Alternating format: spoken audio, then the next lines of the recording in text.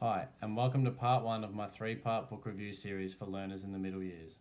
In this three-part book series, I will be analysing three different texts that focus around the topic of refugees and cultural diversity. The first book I have chosen to review is A Long Walk to Water by Linda Sue Park, which was published in 2010 by Clarion Books. This is a story of two 11-year-old Sudanese children, a boy named Salva and a girl named Naya. Salva's journey begins in southern Sudan in 1985, where he is separated from his family due to internal war. He encounters many devastating hardships as he seeks to escape the dangerous land that is Sudan and their neighbouring countries. This narrative is told in conjunction with Naya's journey. Set 23 years after Salva's story begins, Naya knows very little about life besides walking half the day to collect muddy water for herself and her family as they struggle to survive in the harsh climate. During this novel, the author uses a third-person narrator in order to provide the reader with an intimate and highly personal understanding of the character's thoughts and feelings. The story alternates between Naya and Salva's journeys and thus enables the reader to contrast and compare each character's struggles. By having two main characters that are of opposite sex, this enables both male and female students to engage with the text in a more meaningful manner. Students will also be able to relate with Naya and Salva as they are close in age. This book highlights the values of courage, resilience, friendship, family, kindness, and responsibility, whilst providing readers with the harsh, real-life perspective of what refugees have experienced not only in the past, but in modern times as well.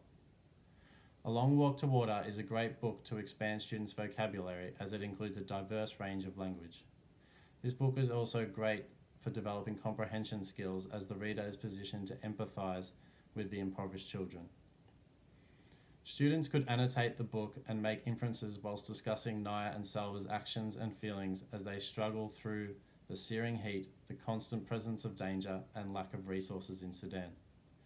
Questions such as, why does Naya have to walk so far to retrieve water every day? And why doesn't Salva go back and find his family? Are great examples that could promote deeper thinking into the text. This book also allows for opportunities to make and revisit predictions about Naya and Salva's respective journeys. As the book has relatively short chapters, being only 6 to 8 pages long, it is relatively easy to break the book down into smaller, more condensed talking points.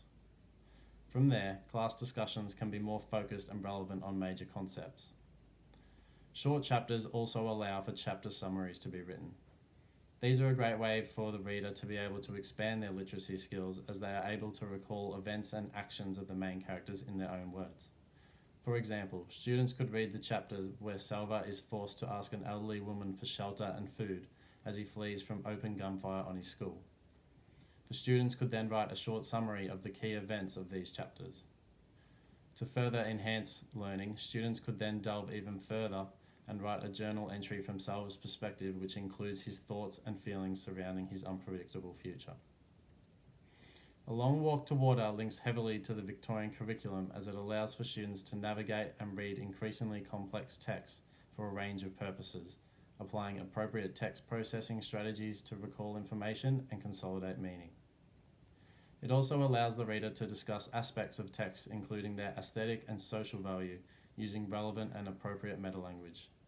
This may lead to discussions surrounding the topic of refugees and how ideas in the book can promote change in society to ensure a future that is equal for all.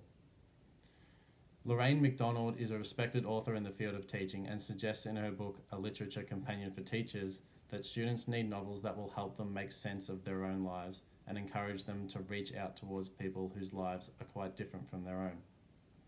This novel is brilliant in coinciding with McDonald's notion as it tackles real-life issues of hardship and refugees whilst providing the reader with inspirational role models. This novel provides a great segue into further discussions surrounding refugees. Further research could be undertaken to explore poorer countries such as Sudan and how people manage to survive with such painful loss and sacrifice. Ways in which students could make a difference to the lives of refugees and people of war-torn countries could also be researched and explored as students extend their learning beyond the text itself. As this book tackles the confronting issues, the teacher may want to front-load the students with some background knowledge of the refugee concept. This especially will help lower-level readers as it supports their understanding of the book's major concepts. Thank you for listening to part one of my three-part book series. Stay tuned for the next instalment.